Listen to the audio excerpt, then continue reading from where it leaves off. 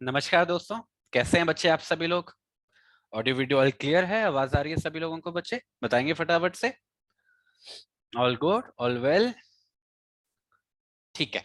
तो बच्चे ये जो हमारा सेशन है सीपीसी का, इसमें हम लोग पढ़ने जा रहे हैं अपना ऑर्डर नंबर 12। ये देखो बच्चे, जो ऑर्डर नंबर 12 है ये बात करता है एडमिशंस की। आपको याद होगा एडमिशंस नाम की एक चीज हमने पढ़ी थी इंडियन एविडेंस एक्ट के अंदर। याद होगा आपको सेक्शन 17, जिसके अंदर मैंने डिफाइन किया था कि एडमिशन का मतलब क्या होता है। तो कुछ उससे ही मिलता जुलता करने वाले हैं। पहले हम लोग डायरेक्टली कूदें कॉन्सेप्ट पे, इस ऑर्डर पे, इसकी रिक्वायरमेंट्स पे। पहले समझ लेते हैं कि इस ऑर्डर को हमको किस स्ट्रक्चर में, किस किस फॉर्मेट में पढ़ना है। ये बड़ा जरूरी है, क्योंकि इसमें अगर हम रूल्स को अलग अलग कर पाए और उस स्ट्रक्चर को अपने दिमाग में रख पाए तो एग्जामिनेशंस में हमारे लिए काफी आसानी हो जाएगी, हमको ज्यादा परेशानी नहीं उठानी पड़ेगी। तो सबसे पहले तो आप नोटिस कर लो क्रोनोलॉजी और कॉम्बिनेशंस जो इस ऑर्डर के अंदर बनते हैं। तो बच्चे कुछ ग्रुप्स में बांटूंगा। सबसे पहला जो ग्रुप होगा, मतलब जहां से हमारी शुरुआत होगी, उसके अंदर बच्चे हम लोग पढ़ेंगे रूल नंबर 1, इस ऑर्डर का रूल नंबर 1। फिर जो दूसरा कॉम्बिनेशन होगा, जो सेकंड ग्रुप होगा हमारा, वो थोड़ा सा बड़ा है। इसके अंदर हम पढ़ेंगे बच्चे रूल 2 ए, ध्यान से देखिएगा और लिखते चलिएगा बच्चे। रूल 3 और रूल 3 ए। ये चार रूल्स, 2, 2A, 3 और 3A, ये आते हैं बच्चे सेकंड ग्रुप के अंदर। पहले ये पढ़ेंगे फिर ये पढ़ेंगे। तीसरा ग्रुप और तीसरे नंबर पे बारी आती है बच्चे रूल नंबर 4 की और रूल नंबर 5 की। ठीक है। इसके बाद जो चौथा नंबर है, वो बच्चे बड़ा एक ही रूल है इस कॉम्बिनेशन में, पर बड़ा इंपॉर्टेंट है। और वो है रूल नंबर आपका 6। Rule number 6 very important rule, इसको हमको बहुत डीपली समझना पड़ेगा। ठीक है। और फिर बाकी के जो हैं वो मिलते जुलते से हैं। इसके बाद पांचवें नंबर पे आएगी बात रूल नंबर 7 की। फिर उसके बाद बहुत इंपॉर्टेंट है बच्चे छठवां कॉम्बिनेशन, और वो है रूल नंबर 8 का। रूल नंबर 8 ये बड़ा इंपॉर्टेंट है, इसको बड़े ध्यान से पढ़ेंगे। और फाइनली आखिरी में हम पढ़ेंगे रूल नंबर 9। तो देखो छोटा सा ऑर्डर है, ज्यादा रूल्स नहीं है, आप देख पा रहे हो रूल नंबर केवल 9 रूल्स हैं और ज्यादा लेंदी भी नहीं है, छोटे छोटे से ही हैं। पर इसका बच्चे ये जो स्ट्रक्चर आप अपने सामने देख पा रहे हो, खासकर एक तो ये वाला, ये कॉम्बिनेशन बड़ा इंपॉर्टेंट रोल प्ले करता है, एक ये वाला। ठीक है। ये इसमें भले ही एक ही रूल आपको दिख रहा है, पर ये बड़ा इंपॉर्टेंट कॉम्बिनेशन है। ठीक है। तो सबसे ज्यादा खासा ये भी अपने आप में एक इंपॉर्टेंट कॉन्सेप्ट है। तो ये कुछ स्ट्रक्चर हमको फॉलो करना है। ठीक है।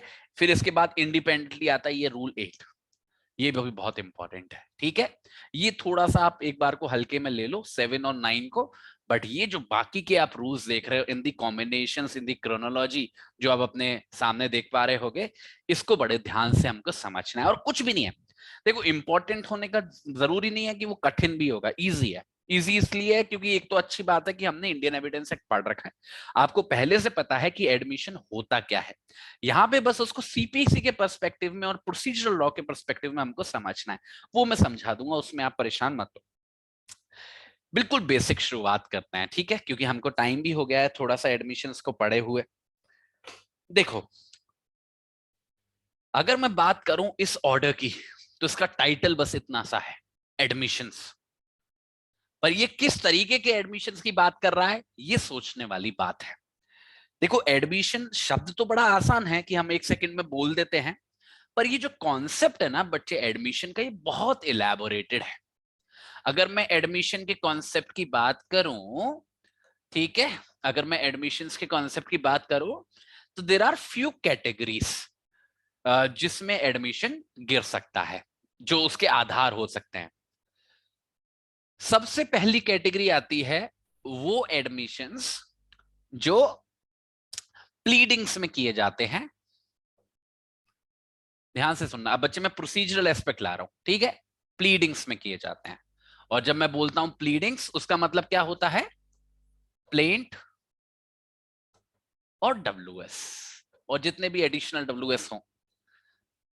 तो वो एडमिशंस जो प्लीडिंग्स में किए जाते हैं, सबसे पहली कैटेगरी में तो ये आते हैं, ये वाली सिचुएशन आती है। इनको हम बोलते हैं, ये कौन सी कैटेगरी में गिरते हैं? ये कैटेगरी में गिरते हैं एक्चुअल एडमिशंस। सबसे प्योर एडमिशंस होते हैं ये बच्चे, जिसमें ज्यादा आपको टेंशन नहीं लेनी होती। जैसे अगर कोई प्लेंटिफ है, उसने अपने प्लेंट में ही किसी बात को एडमिट कर लिया। पहले तो एडमिशन का मतलब समझते हैं। एडमिशन का मतलब होता है कि जहां पर कोई व्यक्ति किसी तथ्य को, किसी फैक्ट को या फिर किसी डॉक्यूमेंट को एडमिट कर लेता है, एक्सेप्ट कर लेता है। फॉर एग्जाम्पल, सवाल यह है कि एक्स की वाई प्रॉपर्टी है या नहीं, whether X is the owner of Y property और नॉट। अगर इस फैक्ट को एडमिट कर लेता है प्लेंटिफ, मान लेता है कि हाँ एक्स ही वाई का प्रॉपर्टी है, एक्स ही मालिक है वाई की प्रॉपर्टी का, तो ये कहलाता है एडमिशन। कोई भी एक ऐसा तथ्य जिसको दूसरी पार्टी बोल रही हो और दूसरी पार्टी उसको स्वीकार कर ले। कोई भी ऐसी बात जिसको प्लेंटिफ ने बोला और डिफेंडेंट ने स्वीकार कर लिया, वो कहलाता है एडमिशन। वो एडमिशन तथ्य से भी जुड़ा हो सकता है, किसी डॉक्यूमेंट से भी जुड़ा हो सकता है। तो अगर कोई बात हम अपनी प्लेंट में स्वीकार कर लेते हैं या डब्ल्यूएस में स्वीकार कर लेते हैं, वो कहलाता है एडमिशन थ्रू प्लीडिंग्स। ठीक है, और ये गिरते हैं कौन सी कैटेगरी में? एक्चुअल एडमिशंस की कैटेगरी में। ठीक है, दूसरे नंबर पर बारी आती है एडमिशंस की, जो इंटेरोगेटरीज के माध्यम से हो सकते हैं। आपको याद होगा इंटेरोगेटरीज का कॉन्सेप्ट मैंने आपको पढ़ाया था लास्ट क्लास के अंदर। ठीक है, इंटेरोगेटरीज के माध्यम से जो एडमिशन हो सकते हैं, ये जो इंटेरोगेटरीज के माध्यम से, जैसे किसी ने सवाल, एक पार्टी ने दूसरी पार्टी के सामने सवाल रखा इंटेरोगेटरी के माध्यम से, और दूसरी ने उस सवाल के जवाब में किसी चीज को एडमिट कर लिया। इनफैक्ट जो पर्पस होता है इंटेरोगेटरीज का, वो भी यही होता है। ये जो इंटेरोगेटरीज के माध्यम से एडमिशन किए जाते हैं, वो भी बच्चे एक्चुअल एडमिशन की ही कैटेगरी में गिरते हैं, है ना? ये भी एक्चुअल एडमिशंस की ही कैटेगरी में गिरते हैं। ठीक है, फिर तीसरे नंबर पर, ये तो हो गई प्लीडिंग्स के माध्यम से एडमिशंस, इंटेरोगेटरीज के माध्यम से एडमिशंस। फिर तीसरे नंबर पर आते हैं कंस्ट्रक्टिव एडमिशंस। ये बड़ा इंपॉर्टेंट होता है, ये पढ़ चुके हैं वैसे हम लोग। कंस्ट्रक्टिव एडमिशंस, कंस्ट्रक्टिव एडमिशंस का मतलब क्या है? यहां पे कोई व्यक्ति सीधे तौर पर किसी चीज को एडमिट नहीं करता है। यहां पर सीपीसी की वजह से, सीपीसी के रूल्स की वजह से कोई चीज मान ली जाती है। समझना बच्चे, मेरे एक्सप्रेशन को जानना। कोई चीज मान ली जाती है कि किसी व्यक्ति ने एडमिट कर लिया, सही में उसने नहीं किया। In reality there is no admission either in the pleadings और इन द इंटेरोगेटरीज, या किसी भी और तरीके से। पर ऐसी परिस्थितियां जहां पर सीपीसी ये मान लेता है कि किसी पार्टी ने किसी चीज को एडमिट कर लिया है, वो कहलाते हैं कंस्ट्रक्टिव एडमिशंस। आपको याद होगा मैंने आपको कुछ रूल्स पढ़ाए थे, खासकर याद होगा आपको डब्ल्यूएस के बारे में, जहां पर मैंने आपको बताया था कि आपको डिनाई करना है हर चीज को। जो डिनायल है वो स्पेसिफिक होना चाहिए, डिनायल जो है वो इवेसिव नहीं होना चाहिए, एम्बिगियस नहीं होना चाहिए, क्लियर होना चाहिए, क्रिस्प होना चाहिए। और अगर वो सब चीजें नहीं हो रही थी, अगर आप डिनाई नहीं कर रहे थे किसी चीज को या इवेसिव डिफेंस ले रहे थे, तो क्या हो रहा था? कानून ये मान ले रहा था कि जिस चीज को आपने डिनाई नहीं किया या जिसका आपने इवेसिव रेस्पॉन्स दिया, कि आपने उस चीज को एडमिट कर लिया है। तो वो सारी जो सर्कमस्टांसेस हैं, वो कौन सी कैटेगरी में गिरती हैं? कंस्ट्रक्टिव एडमिशंस के बारे में। ये कंस्ट्रक्टिव एडमिशंस का होराइजन बहुत बड़ा है, बहुत बड़ा है। ठीक है, तो एक्चुअल एडमिशंस की कैटेगरी में कहां पे क्या क्या आ गया? प्लीडिंग्स आ गया, इंटेरोगेटरीज आ गया, कंस्ट्रक्टिव एडमिशंस जहां पे भी ऐसी परिस्थिति है, जहां पे भी सीपीसी में लिखा है कि अगर ये नहीं करोगे तो ये मान लिया जाएगा, वो सारी कंस्ट्रक्टिव एडमिशंस की कैटेगरी में गिरते हैं। इसके अलावा चौथे नंबर पर आता है admissions by agreement. Admissions by agreement, admissions by agreement, ये भी एक ब्रॉड कैटेगरी है। Broad category in the sense, यहां पर प्लीडिंग्स के अंदर नहीं हो रहा, इंटेरोगेटरीज के अंदर नहीं हो रहा, सीपीसी के माध्यम से नहीं हो रहा, कंस्ट्रक्शन के थ्रू यहां पे दो पार्टीज आपस में एग्रीमेंट रीच कर रही हैं और वहां पर किसी चीज को एडमिट किया जा रहा है। फॉर एग्जांपल अब आप देख रहे हो कि सेक्शन 89 भी है हमारे सीपीसी के अंदर, जहां पर मीडिएशन के लिए जाना या आर्बिट्रेशन के लिए जाना मोर और लेस कंपलसरी हो चुका है। तो यहां पर अगर कोई पार्टीज आपस में समझौता करने की, देखो समझौता कब होगा पार्टीज के बीच में, जब वो दोनों एक दूसरे की तरफ कदम आगे बढ़ाएंगी, थोड़ा वो सह लेगा थोड़ा दूसरा सह लेगा, तभी तो कॉम्प्रोमाइज हो पाएगा। तो अगर ऐसी किसी परिस्थिति में कोई पार्टी दूसरे का क्लेम कंप्लीट या पार्शियल या कोई भी तथ्य कोई भी फैक्ट या कोई भी डॉक्यूमेंट एडमिट करती है, वो सारे कहां गिरते हैं, एडमिशंस बाय एग्रीमेंट। ये सारे एडमिशंस बाय एग्रीमेंट की कैटेगरी में गिरते हैं। ये भी मोर और लेस एक्चुअल एडमिशंस में ही माने जाते हैं क्योंकि they are by way of agreement only, तो काफी एक रिलेटेड कैटेगरी है। और आखिरी में जिसको हम आज पढ़ने वाले हैं, ये सब आप जानते हो पहले से, ये हम कवर कर चुके हैं, प्लीडिंग्स इंटेरोगेटरीज कवर कर चुके हैं, कंस्ट्रक्टिव एडमिशंस कवर कर चुके हैं, ये आपको लॉजिकली पता होना चाहिए, हमने सेक्शन 89 पढ़ा है सीपीसी का। आखिरी जो एडमिशन का फॉर्म है जिसको हमें आज पढ़ना है इस ऑर्डर नंबर 12 के अंदर, वो होते हैं बच्चे admissions by notice. Admissions by notice, ये है हमारा जो आज का टारगेट है, वो ये है। इसके बारे में अभी आपको कुछ नहीं पता है, अगर आपने सीपीसी पहले से नहीं पढ़ा है और मेरे से पहली बार पढ़ रहे हो या समझा नहीं है, तो this is going to be entirely new for you. Admissions by notice, तो सबसे पहली बात तो आप ये सीखो कि भले ही ऑर्डर का टाइटल, ऑर्डर नंबर 12 का टाइटल एडमिशंस है, पर उसमें केवल एक कैटेगरी ऑफ एडमिशंस आ रही है। सीपीसी के कई सारे ऑर्डर्स हैं जो अलग अलग तरीके के एडमिशंस के साथ डील करते हैं, प्लीडिंग्स, इंटेरोगेटरीज, कंस्ट्रक्टिव और admission by way of agreement. यहां जो ऑर्डर 12 का पर्पस है जो हमको पढ़ना है, they are admission by way of notice. सबसे पहले तो ये समझ लो आप, ये नहीं समझ पाते बच्चे, ठीक है। तो ये पहला स्टेज हो गया हमारा क्लैरिटी का। एक बार आप इस बात को समझ लिए तो इसके नेक्स्ट लेवल पे मैं आपको लेके जाता हूं। एक बार आपको समझ में आ गया कि हमारा जो ऑर्डर नंबर 12 है, it deals with admissions bye way of notice. अब ये जो admission by way of notice है बच्चे, अब जैसे मैंने आपको स्ट्रक्चर बना के दिखाया ना अभी, उसके अनुसार ये जो admission by way of notice है, ये 3 कैटेगरी का होगा बच्चे, 3 कैटेगरी का, ठीक है। सबसे पहला, क्या क्या चीजें एडमिट करोगे आप बाय वे ऑफ नोटिस। सबसे पहला होगा एडमिशन ऑफ केस। अभी आपको समझ में नहीं आएगा, मैं समझा दूंगा। और ये जो एडमिशन ऑफ केस होता है, ये अपने आप में 2 प्रकार का होता है।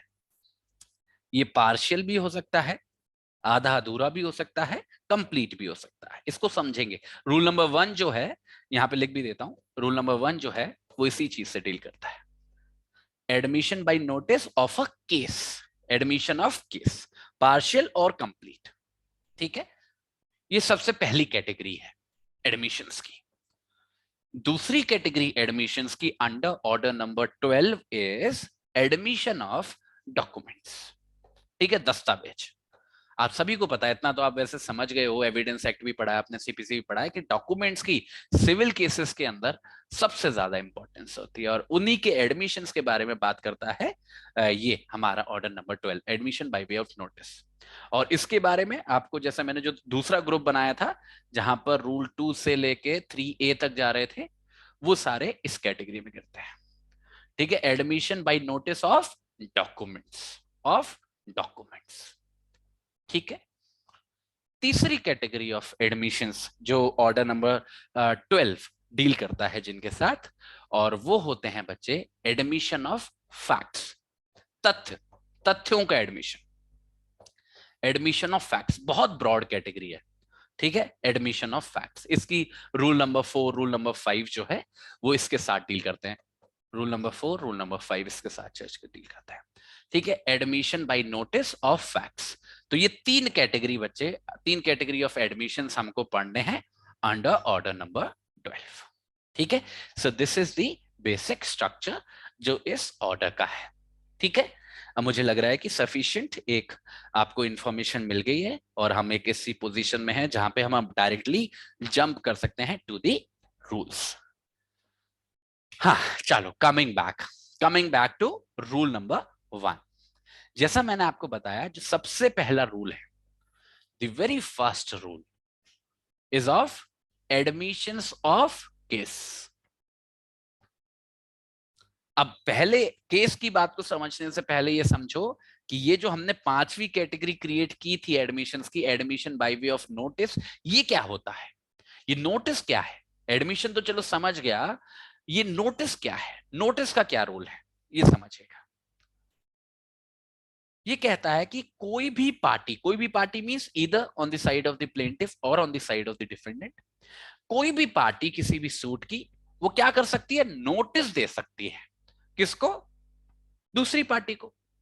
और ये नोटिस कैसे देगी? प्लीडिंग्स के माध्यम से दे सकती है, मतलब अपने प्लेंट में, अपने डब्ल्यूएस में, या किसी एडिशनल सबमिशन में, या फिर किसी और माध्यम से, किसी मतलब काफी ब्रॉड छोड़ा गया है सिचुएशन को। तो एक पार्टी नोटिस दे सकती है प्लीडिंग्स के माध्यम से या किसी और तरीके से। अगर कोई और तरीका है तो वो राइटिंग में होना चाहिए। और ये नोटिस किस बारे में होगा? ये नोटिस होगा ये बताने के लिए अपोजिट पार्टी को कि वो एडमिट कर रही है, जो पार्टी नोटिस दे रही है वो एडमिट कर रही है किसी भी केस के, किसी भी केस के टुकड़े को या फिर पूरे के पूरे केस को। जो दूसरी पार्टी का केस है इस पार्टी के खिलाफ, उसको पूरी तरीके से स्वीकार कर ले रही है या कुछ हिस्सों में स्वीकार कर ले रही है। अब ये देखो, ये एक्सप्रेशन देखो, केस, एक ये एक्सप्रेशन है सूट। इसमें कई बार बच्चे कंफ्यूज हो जाते हैं, सर इन दोनों में डिफरेंस क्या है? कोई फर्क नहीं पड़ता क्या डिफरेंस है, पहले तो अपनी प्रायोरिटीज को सेट करना सीखो, केवल उन चीजों पे दिमाग लगाओ जो इंपॉर्टेंट है। यहां पर आपसे बड़ी सिंपल सी बात कही जा रही है। बच्चे, कोई भी केस होता है, आप किसी भी केस के अंदर क्या चाहते हो? सिविल केस का क्या क्या बेसिक लॉजिक है? कोई भी केस क्यों फाइल होता है? क्या होता है किसी भी सिविल केस के अंदर? सबसे पहली चीज होती है cause of action. Cause of action एक ऐसी चीज होती है जिसकी वजह से किसी के पास ये अधिकार होता है कि वो केस फाइल करेगा दूसरे व्यक्ति के खिलाफ। इसके बिना तो हो ही नहीं सकता सिविल केस। और दूसरे नंबर पर क्या होता है? रिलीफ। पार्टी रिलीफ क्लेम करती है। अब केस क्यों फाइल कर रहे हो? ऐसे ही टाइम पास के लिए? आपको कुछ चाहिए ना कोर्ट से, कोर्ट से कुछ रिलीफ क्लेम कर रहे हो ना, एक प्रेयर नाम की चीज लिखते हो ना अपने प्लीडिंग्स के अंदर, तो रिलीफ चाहिए आपको।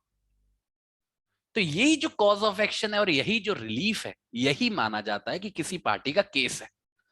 अगर कोई प्लेंटिफ का कॉज ऑफ एक्शन है अगेंस्ट द डिफेंडेंट और प्लेंटिफ डिफेंडेंट से कोई रिलीफ मांग रहा है, that is the case of the plaintiff against the defendant. तो अगर डिफेंडेंट उन कॉज ऑफ एक्शंस को एक्सेप्ट कर लेता है, उस रिलीफ को देने के लिए तैयार हो जाता है, that is admitting the case. Getting my point? पर जैसा मैंने आपको बताया कि किसी भी केस में जरूरी नहीं है ना कि एक ही कॉज ऑफ एक्शन हो या एक ही सेट ऑफ रिलीफ हो। इनफैक्ट ज्यादातर केसेस में दो कॉज ऑफ एक्शन भी हो सकते हैं, तीन भी हो सकते हैं, चार भी हो सकते हैं, डिपेंडिंग कि किस बारे में लड़ाई है। तो ऐसा भी हो सकता है कि कोई पार्टी दूसरी पार्टी का पूरा केस ही स्वीकार कर ले। पूरा केस स्वीकार करने का मतलब हो जाएगा accepting all the cause of actions and all the reliefs.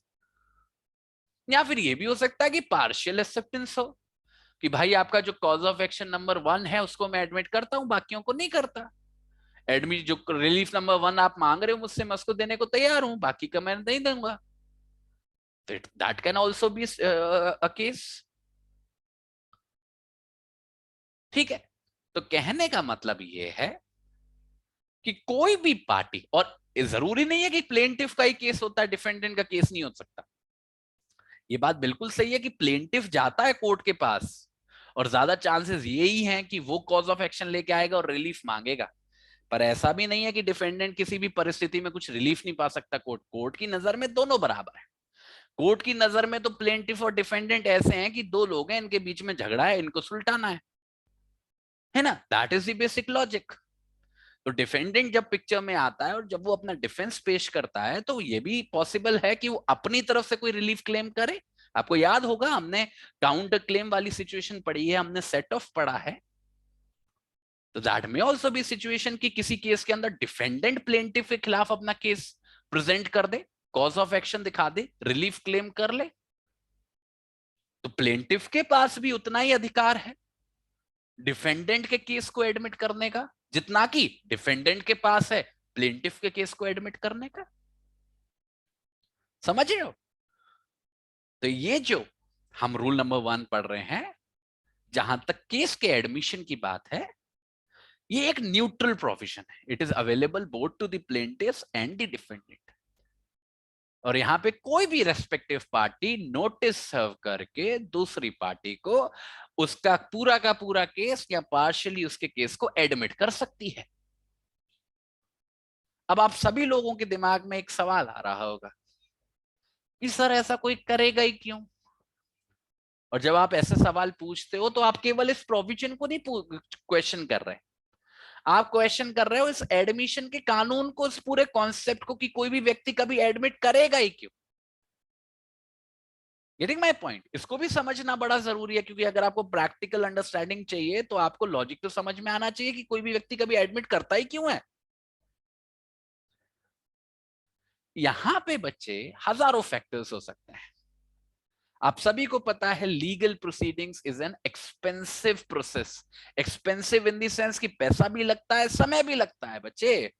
It is not that easy कि मजा आ रहा है किसी को भी कि वो रोज कोर्ट में पेशी दे रहा है या हजारों दिक्कतें कर रहा है। ये ज्यादातर कंसीडरेशन रोल प्ले करती है जब कोई व्यक्ति दूसरे के केस को कंप्लीटली एडमिट कर लेता है, ये जो होल वाली सिचुएशन बनती है।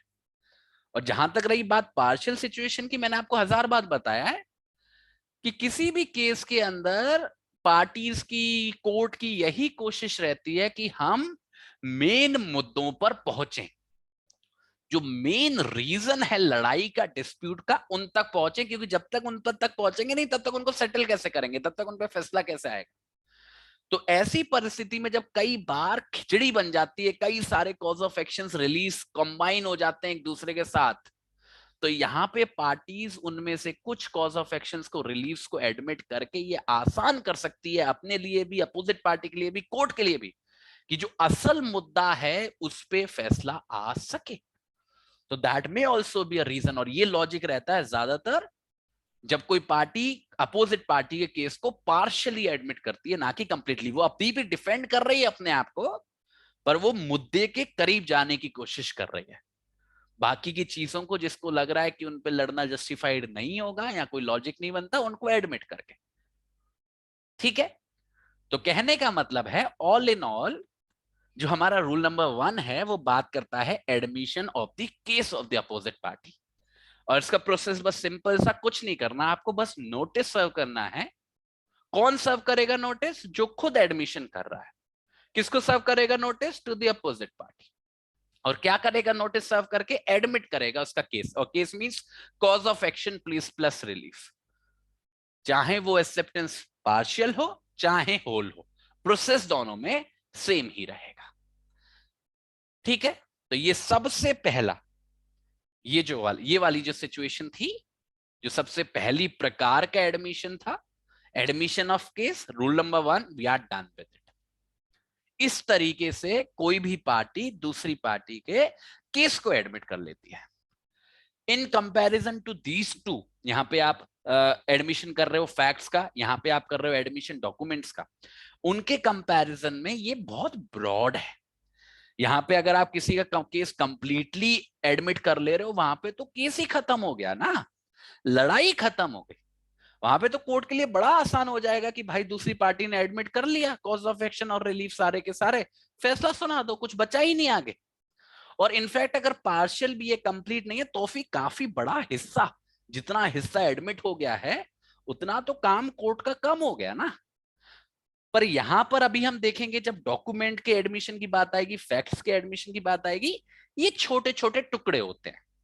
अब किसी भी कॉज ऑफ एक्शन का कोई एक डॉक्यूमेंट जिसको एडमिट किया जा रहा है वो कितना इंपॉर्टेंट है कितना नहीं है, these are all the factors. Same with the facts वाला सिचुएशन कि किसी भी कॉज ऑफ एक्शन का कौन सा फैक्ट एडमिट किया जा रहा है, तो यहाँ पे कंपोनेंट्स हैं, किसी भी केस के किसी भी कॉज ऑफ एक्शन के कंपोनेंट्स हैं जिनको एडमिट किया जा रहा है। जब किसी डॉक्यूमेंट को एडमिट कर रहे हो वो किसी पर्टिकुलर कॉज ऑफ एक्शन का कोई पर्टिकुलर डॉक्यूमेंट होगा।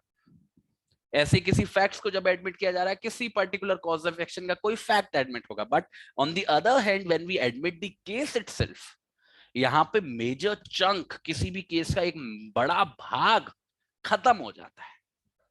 तो in comparison to these two this is very broad.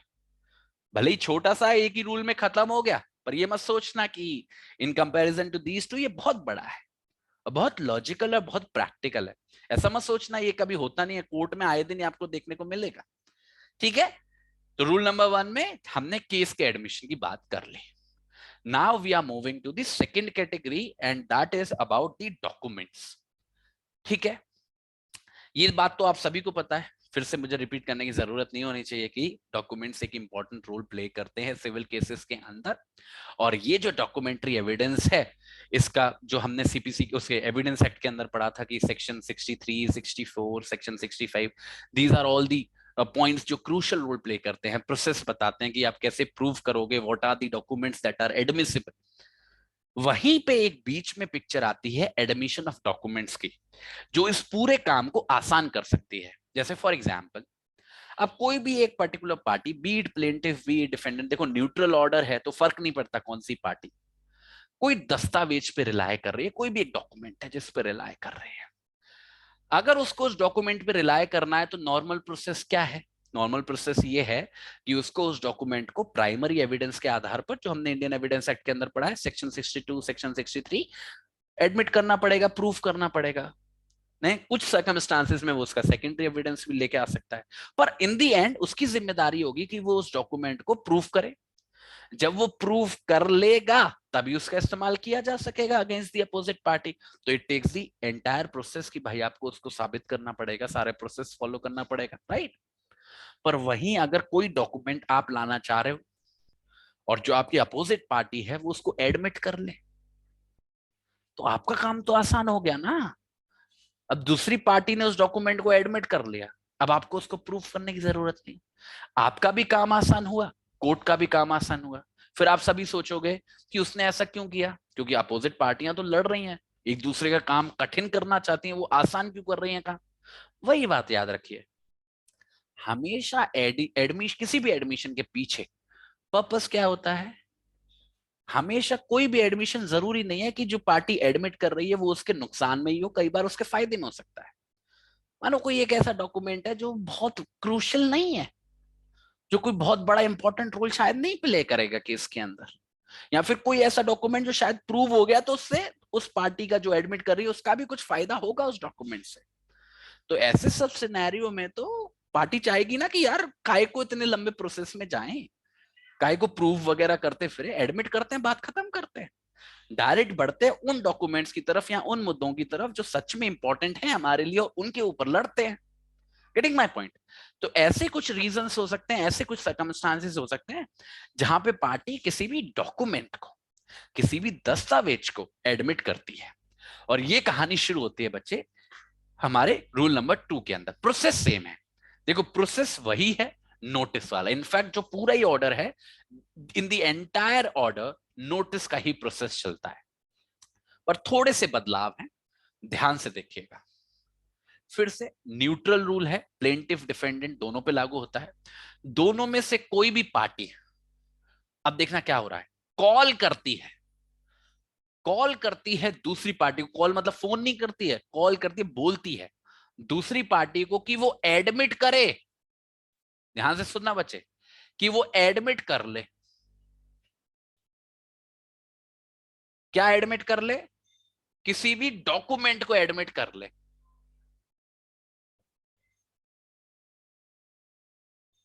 और ऐसा करेगी अगर पार्टी कॉल करेगी दूसरी पार्टी को कि भाई वो डॉक्यूमेंट एडमिट कर ले, तो उसे ऐसा करने के लिए केवल 7 दिन मिलेंगे। केवल 7 दिन है उसके पास, और ये 7 दिन कब से काउंट होंगे? उस दिन से जब वो डॉक्यूमेंट की सर्विस हुई है उस दूसरी पार्टी के ऊपर, जिसको बोला जा रहा है उस डॉक्यूमेंट को एडमिट करने के लिए। तो फॉर एग्जाम्पल, अगर मैं प्लेंटिफ हूं और मैं कोर्ट के अंदर किसी डॉक्यूमेंट को पेश करता हूं, तो मेरे को इस डॉक्यूमेंट को तो डिफेंडेंट को भी सर्व करना पड़ेगा।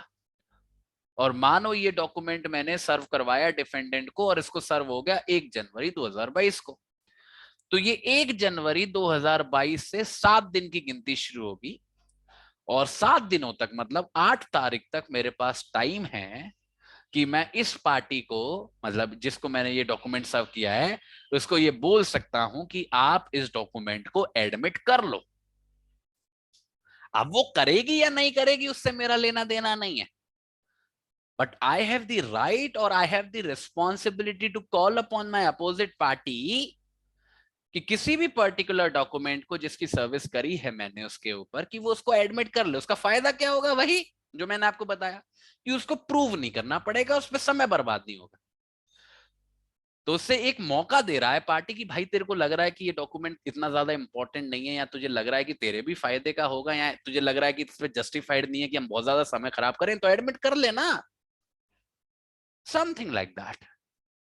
तो 7 दिनों के अंदर उसको एडमिट करने को बोल सकता है। यहीं पे बच्चे बहुत बड़ा फर्क आ जाता है रूल नंबर 1 में और रूल नंबर 2 में, जब हम एडमिशन ऑफ केस की बात करते हैं और एडमिशन ऑफ डॉक्यूमेंट की बात करते हैं। एडमिशन ऑफ केस में जो नोटिस देने वाली पार्टी थी वो खुद थी जो एडमिट कर रही थी केस को, उसका खुद का इनिशिएटिव था, दूसरी पार्टी ने उसको कॉल नहीं किया कि आप एडमिट कर लो केस को। उसने खुद इनिशिएटिव लिया और एडमिट किया किसी भी केस को, कंप्लीटली या पार्शियली। यहां पर it is always the initiative of the opposite party कि वो आपको कॉल अपॉन करती है टू एडमिट द डॉक्यूमेंट्स। अब आगे मर्जी आपकी ही है, वो आप पे इंपोज नहीं कर सकती, but it is rather the responsibility of the party, opposite party, की वो आपको ऐसा कॉल अपॉन करे किसी भी डॉक्यूमेंट्स के बारे में, और उसके पास 7 दिन का समय है from the date of the service of that document. ठीक है। अब इसका परिणाम क्या हो सकता है बच्चे? अब आपने कॉल अपॉन तो कर दिया किसी भी पार्टी को कि भाई आप किसी डॉक्यूमेंट को एडमिट कर लो। अब यहां तो वो उस डॉक्यूमेंट को एडमिट करने से मना कर देगा, जो अपोजिट पार्टी है वो उस डॉक्यूमेंट को मना कर देगा एडमिट करने से, या फिर नेग्लेक्ट करेगा। अब तो इन दोनों में फर्क समझो पहले तो, रिफ्यूज करने में और नेग्लेक्ट करने में फर्क समझो।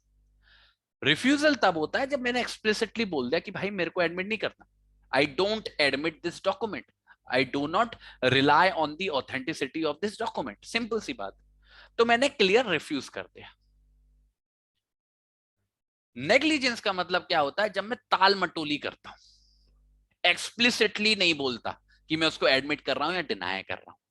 ये जो परिस्थिति होती है, या मैं कुछ रिस्पॉन्स ही नहीं करता, या मतलब ऐसी सर्कमस्टांसेस जहां पे एक क्लियर रिफ्यूजल निकल के नहीं आ रहा है, ये सारी सर्कमस्टांसेस गिरती हैं नेग्लिजेंस वाली परिस्थिति में, कि मैं उस डॉक्यूमेंट के एडमिशन को नेग्लेक्ट कर रहा हूं, रिफ्यूज नहीं कर रहा, नेग्लेक्ट कर रहा हूं। इन दोनों ही सिचुएशन में बच्चे इंपॉर्टेंट बात क्या है कि अगर एक पार्टी ने आपको कॉल अपॉन किया था किसी डॉक्यूमेंट के रिलेशन में कि आप इसको एडमिट कर लो, और आपने उसको एडमिट नहीं किया, या तो रिफ्यूज कर दिया या नेग्लेक्ट किया, इन दोनों ही, एडमिट कर लिया तो कोई बात नहीं है, पर अगर रिफ्यूज किया और नेग्लेक्ट किया, इन दोनों ही परिस्थितियों में अगर आगे चल के वो डॉक्यूमेंट, ऑब्वियसली आपने एडमिट नहीं किया तो उसको प्रूफ करना पड़ेगा, और मानो उसको प्रूफ किया गया डॉक्यूमेंट को, अप्रूव किया जाएगा तो उसमें समय भी लगेगा बच्चे, पैसा भी खर्च होगा। तो वो जो समय है, वो जो पैसा है, जो भी दिक्कत परेशानी उठानी पड़ी अपोजिट पार्टी को, कोर्ट को, उस डॉक्यूमेंट को प्रूव करने में, वो सारा खर्चा आपको उठाना पड़ेगा। किसको? जिसने रिफ्यूज कर दिया था, जिसने नेग्लेक्ट कर दिया था। अगर कल को वो डॉक्यूमेंट प्रूव हो गया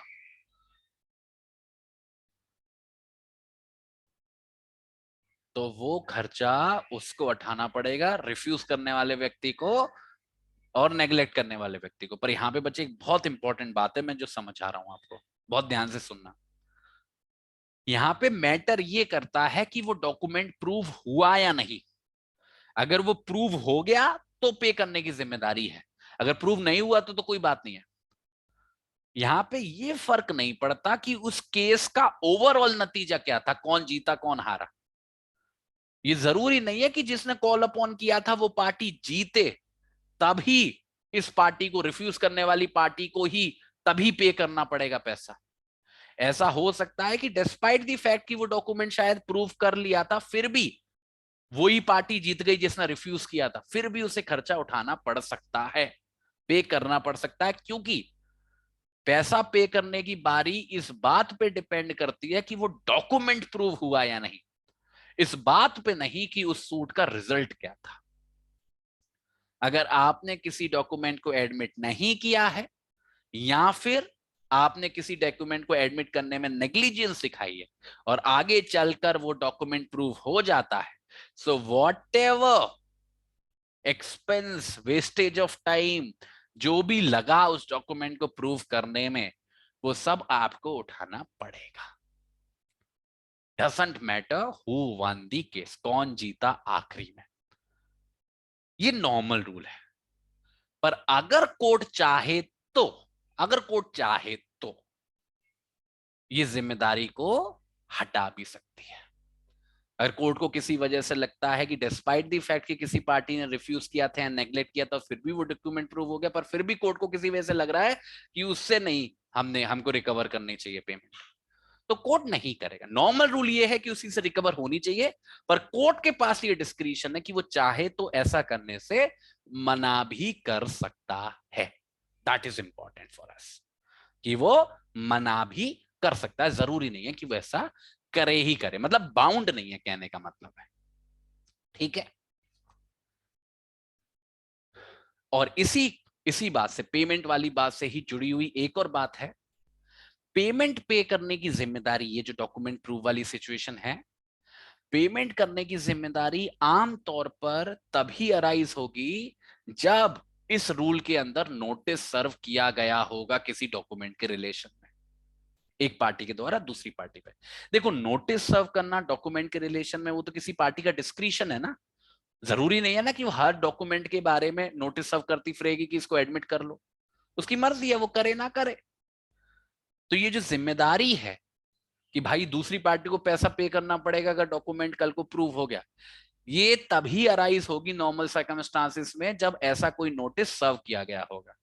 अगर किसी पार्टी ने नोटिस सर्व ही नहीं किया तो दूसरी पार्टी को मौका ही नहीं मिला ना उसको एडमिट या डिनाई करने का, तो उससे किस बिना पर आप पेमेंट लोगे? तो ऐसे आप पेमेंट नहीं ले सकते। पर अगर कोर्ट को, यहां पे भी कोर्ट के पास डिस्क्रिप्शन है, अगर कोर्ट को लग रहा है कि डिस्पाइट द फैक्ट कि एक पार्टी ने दूसरी पार्टी को नोटिस सर्व नहीं किया था, पर ऐसा करने के पीछे वजह रही थी कि वो जो पार्टी है वो एक्सपेंस बचा रही थी, कोर्ट का समय बचा रही थी, खर्चा बचा रही थी, इसलिए उसने नोटिस सर्व नहीं किया था, तो ऐसी सिचुएशन में डिस्पाइट द फैक्ट कि नोटिस सर्व नहीं हुआ था, फिर भी ऐसी किसी पार्टी को पेमेंट करने के लिए बोल सकती है। अब आपको ये थोड़ा सा अटपटा लग रहा होगा, आप सोच रहे होगे कि किसी पे नोटिस सर्व ही नहीं हुआ तो उसको तो मौका ही नहीं मिला ना एडमिट और डिनाई करने का, तो आप उसको किस बात से पेमेंट को इम्पोज कर रहे हो, कोर्ट किस बात से मजबूर कर रहा है? नॉर्मली तो नहीं होना चाहिए, पर कोर्ट ऐसा कर सकता है एक्स्ट्राऑर्डिनरी सर्कमस्टांसेस में। इसका लॉजिक ये है कि डिस्पाइट द फैक्ट कि नोटिस सर्व नहीं हुआ, फिर भी यार अगर कोई डॉक्यूमेंट आपके पास सर्विस हो रहा है, रिकॉर्ड का पार्ट बन रहा है, और आपको लग रहा है उसकी ऑथेंटिसिटी, आपको पता है कि भाई आप उसको एडमिट कर सकते हो, कोर्ट का काम आसान कर सकते हो, आप फिर भी उसे नहीं कर रहे हो। ऐसा तो है नहीं कि जब नोटिस सर्व होता है तभी आपकी आंखें खुलती हैं कि मैं एडमिट करूं। आप जब उस डॉक्यूमेंट को देखते हो, जब आपके पास सर्विस होती है, आपको पता होता है ना कि वो सच्चा है या झूठा है। आप फिर भी अगर अड़े रहते हो अपनी बात पे जानते हुए उसकी सच्चाई, तो कहीं ना कहीं तो आपके ऊपर जिम्मेदारी है ही ना कि अपनी तरफ से भी आपको इनिशिएटिव लेना चाहिए, कोर्ट का काम आसान करना चाहिए, पर आप ऐसा नहीं कर रहे। तो ऐसी किसी एक्स्ट्राऑर्डिनरी सर्कमस्टांस में कोर्ट डिस्पाइट द फैक्ट कि नोटिस सर्व नहीं हुआ था इस रूल के अंदर, फिर भी बोल सकती है पेमेंट करने के लिए। देखो, अब काफी स्टेजेस हो गई, काफी लेयर्स हो गई, तो एक बार मैं हल्का सा कंक्लूड कर देता हूं इस रूल 2 का। देखो, पॉइंटर्स में समझो। सबसे पहली बात तो यह है कि डॉक्यूमेंट्स को एडमिट करने के लिए एक पार्टी अपोजिट पार्टी पे नोटिस सर्व करती है और उसको कॉल अपॉन करती है कि कोई भी डॉक्यूमेंट जिसकी वो सर्विस करा रही है उसको एडमिट कर ले। और इस ऐसा करने के लिए किसी भी पार्टी के पास 7 दिन का समय होता है from the date of the service. 7 दिन के अंदर उसको ऐसा करना होता है।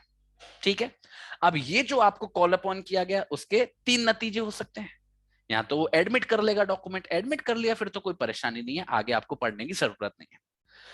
दो बाकी की जो परिस्थितियां हैं वो हो सकते हैं कि कोई रिफ्यूजल कर दे या फिर कोई नेग्लेक्ट कर दे। इन दोनों सिचुएशन में, रिफ्यूजल और नेग्लिजेंस वाली सिचुएशन में, अगर कल को वो डॉक्यूमेंट प्रूव हो गया तो आपको उसका सारा खर्चा उठाना पड़ेगा, जो भी उसकी वजह से पैसा और समय की बर्बादी हुई होगी, क्योंकि आपकी गलती है। ठीक है, ऐसी सिचुएशन में कोर्ट अगर चाहे तो डिस्पाइट द फैक्ट कि किसी ने रिफ्यूजल किया था या किसी ने नेग्लिजेंस किया था, फिर भी बोल सकता है कि चलो आप मत करो पैसा। इसका कुछ भी वजह हो सकती है, कोर्ट के पास डिस्क्रिप्शन है। हाँ, नॉर्मली अगर आप पेमेंट करने के लिए बोल रहे हो तो आप तभी बोलोगे जब ऐसा नोटिस सर्व हुआ हो।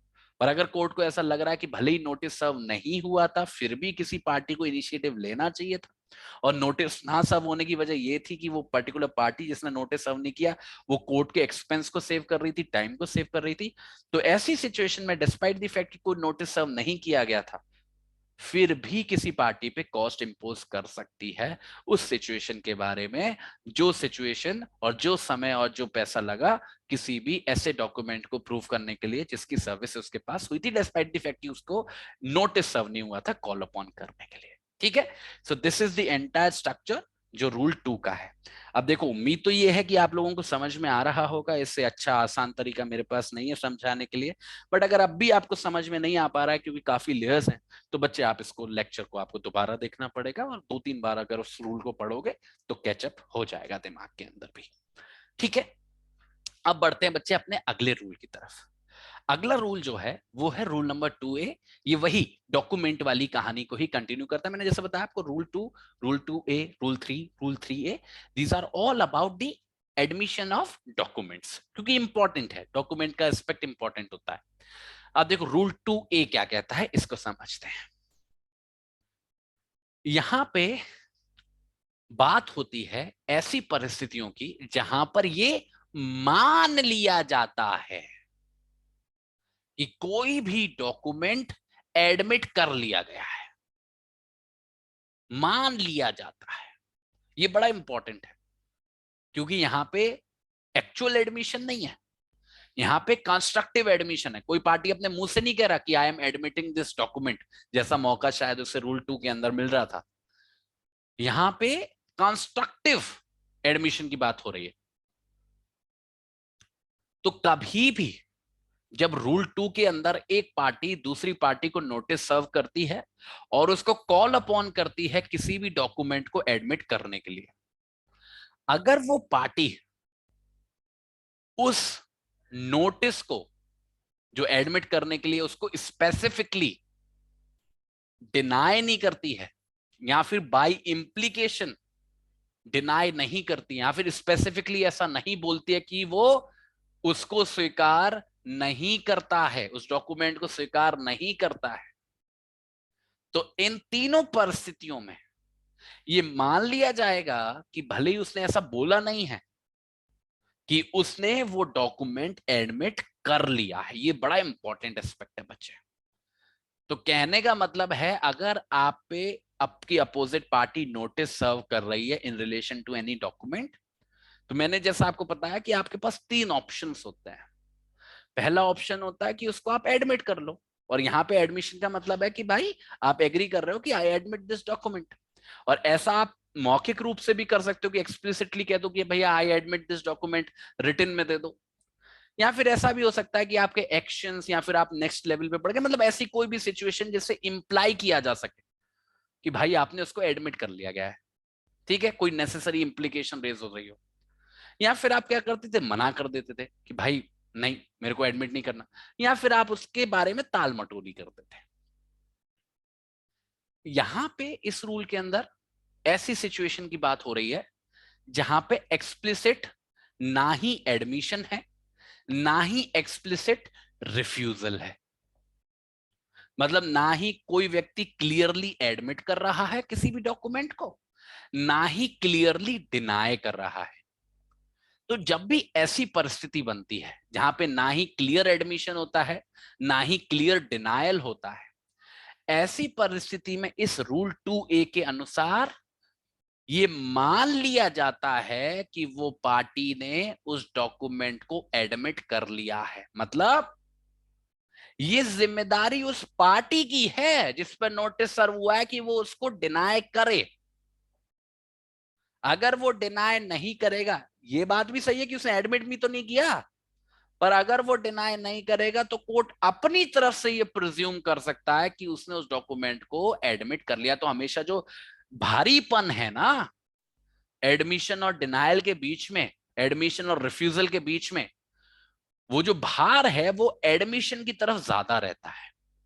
अगर आप उसको स्पेसिफिकली डिनाई नहीं करोगे या बाय नेसेसरी इंप्लीकेशन डिनाई नहीं करोगे, तो ये कोर्ट मान सकता है कि किसी डॉक्यूमेंट जिसके बारे में नोटिस सर्व किया गया था उसको आपने एडमिट कर लिया है, then it is your responsibility.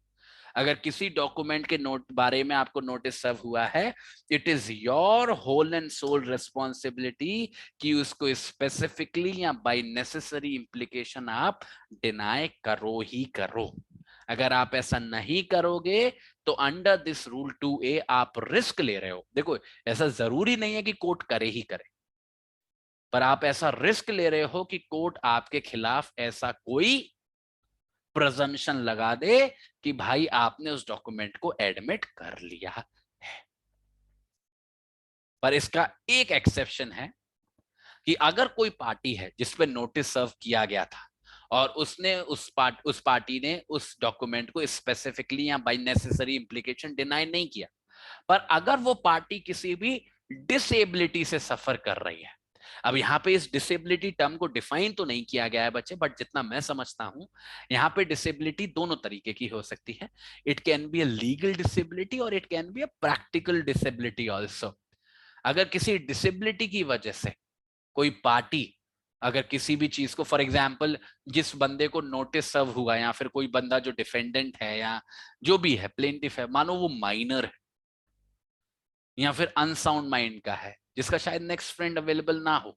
अब प्लेंटिफ होता है तो नेक्स्ट फ्रेंड चाहिए होता है केस फाइल करने के लिए, पर डिफेंडेंट वाली सिचुएशन में तो it is this is a requirement of procedure कि आपको कल को उसको नेक्स्ट फ्रेंड चुनना पड़ेगा टू डिफेंड हिम।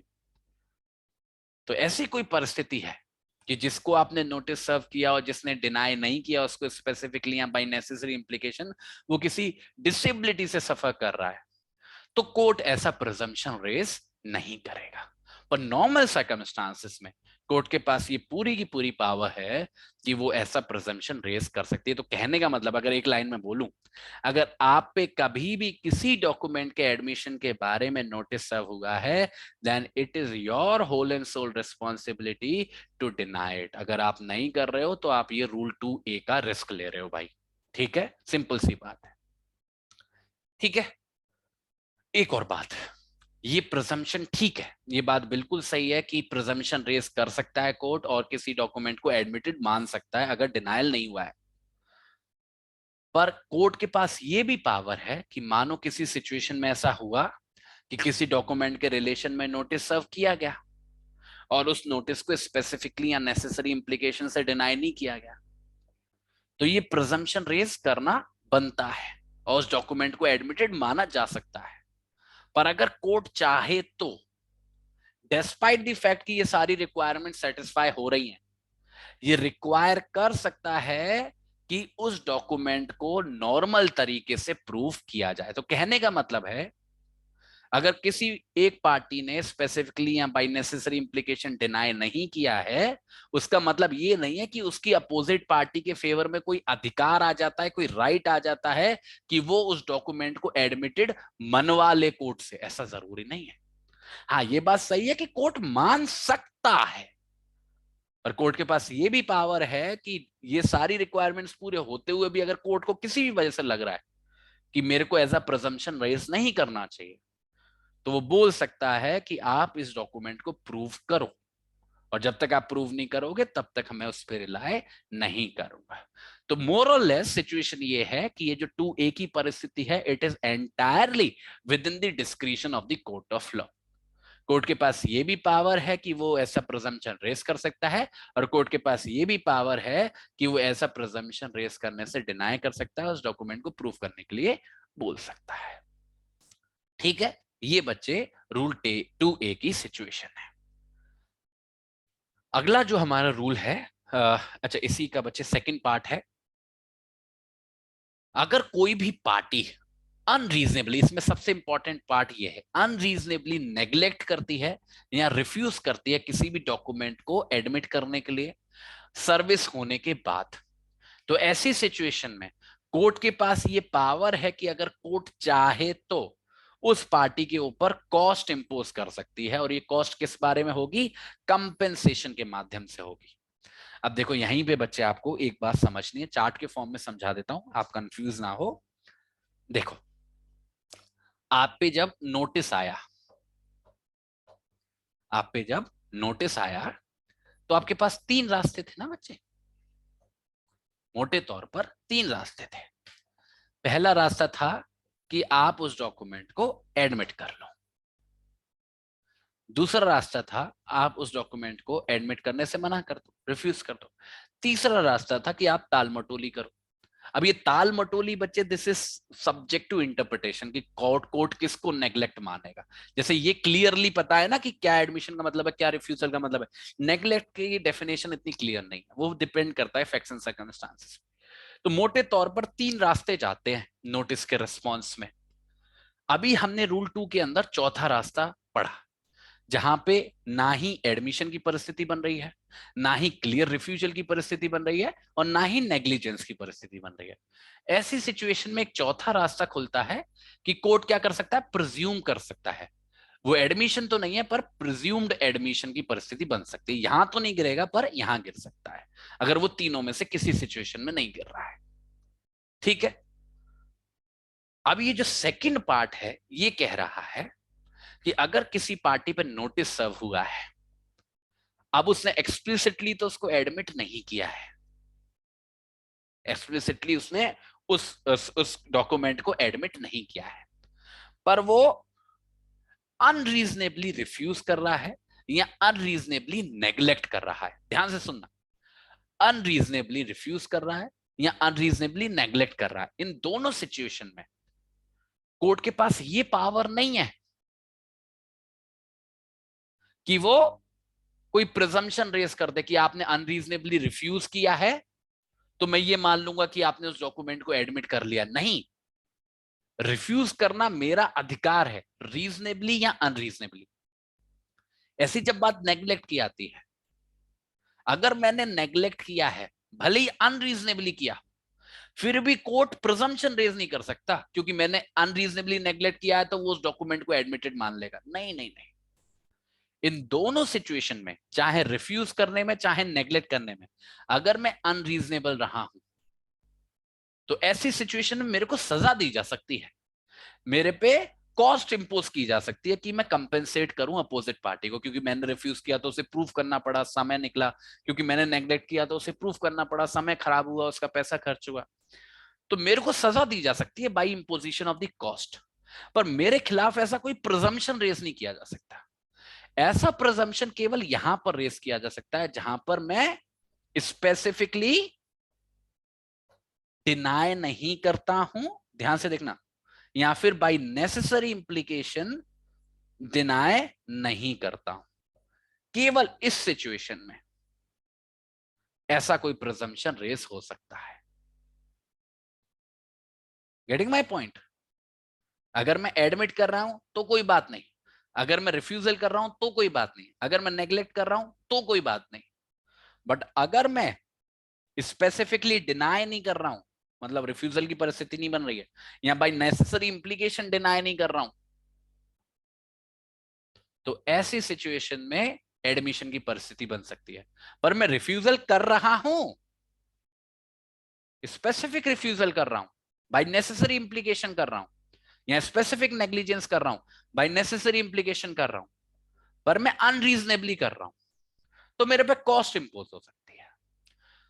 तो रिफ्यूज ना करना, डिनाय ना करना आपको यहां लेके जाता है, पर डिनाय करना पर अनरीजनेबली करना आपको यहां लेके जाता है। इतना सा फर्क है, इतना सा संबंध है, ये रास्ता ऐसे जाता है। ठीक है। अब आप सभी लोग पूछ रहे होंगे, सोच रहे होंगे कि सर ये अनरीजनेबल का मतलब क्या है। Again depends on the facts and circumstances of each case. कौन सी परिस्थिति में कोई कोर्ट किसी रिफ्यूजल को अनरीजनेबल मानेगा। नेग्लिजेंस के चांसेस हमेशा ज्यादा होते हैं अनरीजनेबल माने जाने के, क्योंकि किसी भी ताल मटोली की वजह से अगर समय बर्बाद हो रहा है, आप क्लियर आंसर दो ना, तो नेग्लिजेंस के ऑब्वियसली ज्यादा चांसेस होते हैं कि उसको अनरीजनेबल कंसीडर किया जाएगा और आप पे कॉस्ट इंपोज हो सकती है। पर रिफ्यूजल को कब अनरीजनेबल माना जाएगा, कब नहीं माना जाएगा, it depends on the facts of the case. इतना मैं आपको इशारा दे सकता हूं कि ऐसी परिस्थितियां जहां पे लगभग लगभग वो डॉक्यूमेंट ऐसी स्थिति में है कि उसको एडमिट कर लेना चाहिए था, मतलब वो इतना आसान है उसको प्रूव करना, और ये सबको पता है कि वो सच है, और फिर भी कोई party just to delay the situation उसको रिफ्यूज कर रही है, तो उसको एक अधिकार है मेरा फिर भी रिफ्यूज करने का, और मैं रिफ्यूज कर रहा हूं तो उसको एडमिटेड नहीं माना जा सकता, पर मेरे पे कॉस्ट इंपोज की जा सकती है। ठीक है। तो नोटिस के रेस्पॉन्स में इधर I can admit, I can refuse और आई कैन नेग्लेक्ट। इन तीनों में से कुछ भी कर रहा हूं तो कोई परेशानी नहीं है। अगर मैं इन तीनों में से कुछ भी नहीं कर रहा हूं, स्पेसिफिक डिनायल नहीं दे रहा और बाय नेसेसरी इंप्लीकेशन नहीं दे रहा, तो प्रिजम्पशन रेस हो सकता है। और अगर मेरा रिफ्यूजल या नेग्लेक्ट अनरीजनेबल है तो मेरे पे कॉस्ट इंपोज हो सकती है। तो ये बच्चे पूरा स्ट्रक्चर है जो हमारा इस रूल नंबर 2A से निकल के आता है। ठीक है। अब डॉक्यूमेंट के रिलेशन में हमारे दो रूल्स और बचे हैं, रूल नंबर 3 और rule number 3A। Rule number 3 बिल्कुल भी इंपॉर्टेंट नहीं है, क्योंकि ये एंटायरली प्रोसीजर है। ये आपको बताता है कि आपको इसका फॉर्म कहां मिलेगा। जो आप नोटिस सर्व की बात कर रहे हो ना, रूल 2 के अंदर आप नोटिस सर्व कर रहे हो अपोजिट पार्टी पे, उसको कॉल अपॉन कर रहे हो, तो उसके लिए आपको देखना पड़ेगा फॉर्म नंबर 9 जो अपेंडिक्स सी में दिया गया है। अगर आप अपने स्टैट्यूट में लास्ट के कुछ पेजेस पे जाओगे तो वहां पे आपको अपेंडिक्स सी मिलेगा, वहां पे आप फॉर्म नंबर 9 देखो, वो उसका फॉर्मेट है जिस फॉर्मेट में नोटिस सर्व किया जा सकता है। पर आपके लिए इतनी इंपॉर्टेंट बात नहीं है, एग्जाम में टाइम वेस्ट मत करिएगा इस बात पर। ठीक है। अब आते हैं आखिरी रूल पे, और इस रूल के बाद इस सेशन को मैं फिनिश कर दूंगा, फिर कंटिन्यू करेंगे नेक्स्ट सेशन में। और ये है रूल नंबर 3A। ये आखिरी रूल है जो क्या कहते हैं डॉक्यूमेंट के रिलेशन में। यहां पे बोला जा रहा है कि कोर्ट के पास ये पावर है कि वो किसी भी कार्यवाही के, किसी भी केस की कार्यवाही के जो उसके सामने चल रहा है, किसी भी स्टेज में अपने खुद से, खुद ऑन इट्स ओन मोशन किसी भी पार्टी को बोल सकता है किसी भी डॉक्यूमेंट को एडमिट करने के लिए। देखो रूल 2 के अंदर हमने क्या पढ़ा था, अपोजिट पार्टी का अधिकार नोटिस सर्व करने का, कि वो कॉल अपॉन कर रहा था कि भाई एडमिट कर लो डॉक्यूमेंट को। रूल 3A के अंदर वही सेम पावर जो अपोजिट पार्टी के पास है वो कोर्ट ऑफ लॉ को दी जा रही है, कि जो कोर्ट ऑफ लॉ है वो भी दोनों में से किसी भी पार्टी को, ये न्यूट्रल प्रोविजन है, प्लेंटिफ को भी या डिफेंडेंट को भी, किसी को भी बोल सकता है कि कोई भी डॉक्यूमेंट को आप एडमिट करो। पर इसका मतलब ये नहीं है कि अगर कोर्ट ने बोल दिया तो किसी भी पार्टी को एडमिट करना ही पड़ेगा, या कोर्ट ऐसा जबरदस्ती कर लेगा किसी के साथ। यहां पे भी उस पार्टी के वही सारे राइट्स होंगे जो रूल 2 के अंदर थे या 2A के अंदर थे, कि वो उसको एडमिट भी कर सकता है, वो उसको रिफ्यूज भी कर सकता है, और वो उसको नेग्लेक्ट भी कर सकता है, ये उसकी मर्जी है।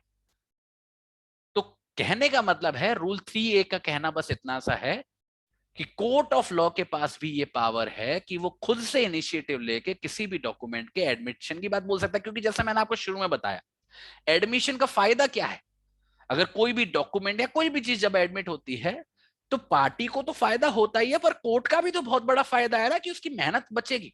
अगर यहाँ पे कोर्ट के कहने पर अगर कोई पार्टी किसी डॉक्यूमेंट को एडमिट कर लेती है तो जो समय खराब होने वाला था उस डॉक्यूमेंट को प्रूव करने के लिए, वो कितना समय बच जाएगा आप सोचो, और सीधे मुद्दों तक पहुंचा जा सकेगा। Getting my point. तो फॉर दैट रीजन कोर्ट को भी ये पावर दी गई है, और इस कोर्ट को, इस पावर को एक्सरसाइज करने के लिए ऐसा बिल्कुल भी जरूरी नहीं है कि किसी पार्टी ने नोटिस सर्व किया हो अपोजिट पार्टी पे रूल 2 के अंदर। डेस्पाइट द फैक्ट कि अपोजिट पार्टी ने ये चूज नहीं किया था कि इस पार्टी से मैं बोलूं कि वो डॉक्यूमेंट को एडमिट करे, उसके रिलेशन में रूल 2 के अंदर पावर को एक्सरसाइज नहीं किया था, फिर भी कोर्ट खुद से इस पावर को एक्सरसाइज कर सकता है और किसी भी पार्टी से बोल सकता है। तो कहने का मतलब है जो कोर्ट की पावर है अंडर रूल 3A, वो इंडिपेंडेंट है अपोजिट पार्टी की पावर से जो दी गई थी रूल 2 के अंदर। रूल 2 के अंदर अपोजिट पार्टी ने उस पावर को एक्सरसाइज किया है या नहीं किया है उसका कोई फर्क नहीं पड़ता।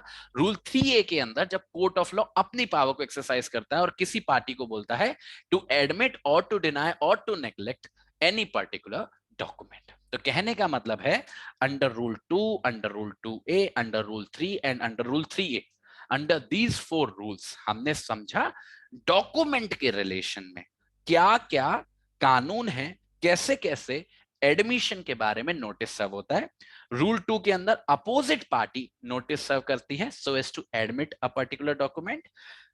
जो हमारा रूल 2 है उसी के बारे में प्रिजम्पशन की परिस्थिति की बात करता है, अगर आप उसको स्पेसिफिकली डिनाई ना करो या बाई नेसेसरी इंप्लीकेशन ना डिनाई करो तो कोर्ट प्रिजम्पशन रेस कर सकता है, या फिर अगर आप अनरीजनेबली रिफ्यूज करो या अनरीजनेबली नेग्लेक्ट करो तो वहां पे आपके ऊपर कॉस्ट इंपोज कर सकता है। रूल 3 के अंदर तो आपको फॉर्मेट बताया गया है, उसमें आपको ज्यादा परेशान होने की जरूरत नहीं है। और फाइनली रूल 3A के अंदर रूल 2 वाली पावर दी गई है कोर्ट ऑफ लॉ को, क्योंकि कोर्ट सुओ मोटो खुद से किसी भी पार्टी को किसी भी डॉक्यूमेंट को एडमिट करने के लिए बोल सकता है, और पार्टी की वही पावर्स हैं जो रूल 2 के अंदर थी, either to admit, either to refuse और ईदर टू नेग्लेक्ट। ठीक है, so this was the structure जो अभी तक हमने पढ़ा है। तो इस सेशन के अंदर बच्चे हमने ऑर्डर नंबर 12 के rule 1, rule 2, rule 2A, rule 3, rule 3A को कवर कर लिया है। जो हमारा नेक्स्ट सेशन होगा वहां पे हम अपने रूल नंबर 4 से कंटिन्यू करेंगे और इस ऑर्डर को कंप्लीट करेंगे। ठीक है, चलो थैंक यू सो मच बच्चे, आप सभी लोग भाग के जाओ और 9 बजे वापस आ जाइएगा और 9 बजे हम अपने डिस्कशन को कंटिन्यू करेंगे। Bye bye.